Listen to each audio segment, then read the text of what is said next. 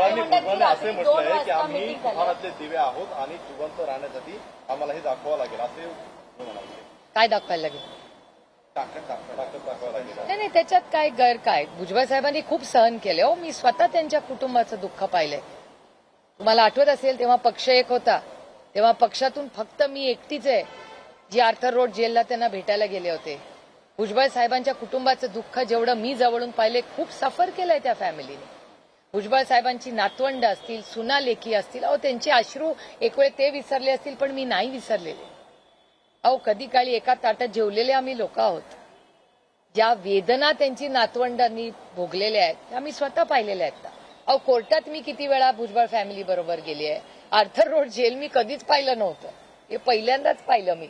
भुजबळ साहेब होते तेव्हा मी भेटायला गेले होते आणि मी त्याच्यात कमीपणा किंवा काही मी गेले याचं मी सांगत नाहीये. मी तुम्हाला वास्तव सांगते, कारण का मला वेदना होत्या. आमच्या चांगल्या वाईट काळात भुजबळ साहेब आमच्यावर राहिलेले आहेत आणि ती व्यक्ती खरं खोटं आरोप प्रत्यारोप मला माहिती नाही, म्हणजे त्यांची केसचा अभ्यास मी आजपर्यंत केलेला नाही.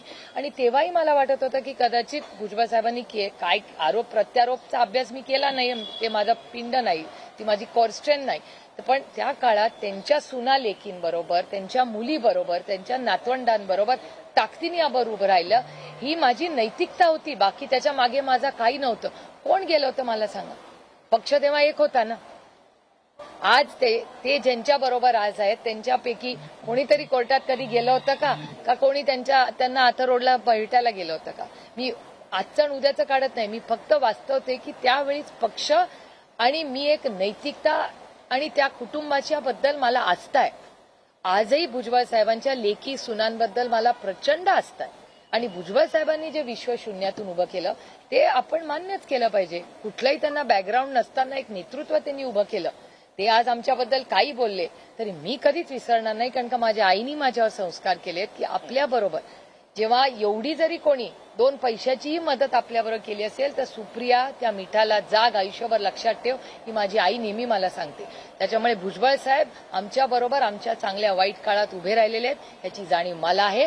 आणि त्यांनी आमच्यावर कितीही टीका केली तरी मी त्याला कधीच उत्तर देणार नाही, कारण का मी तो काळ विसरलेला आहे. पण दोन्ही नेते एकमेकांवरती आता टीका करतायत. जरांगेंचं समर्थन करतील त्यांना निवडणुकीत धडा शिकवणार असं छगन भुजबळ म्हणतायत, तर मराठ्यांच्या विरोधात जाणाऱ्या ओबीसी नेत्यांना पाडा असं मनोज जरांगे भुजबळांनी. हे बघा, ही लोकशाही आहे, प्रत्येकाला बोलायचा अधिकार आहे. त्याच्यामुळे आता isakal.com आहे देशातील नंबर 1 ची मराठी न्यूज वेबसाईट.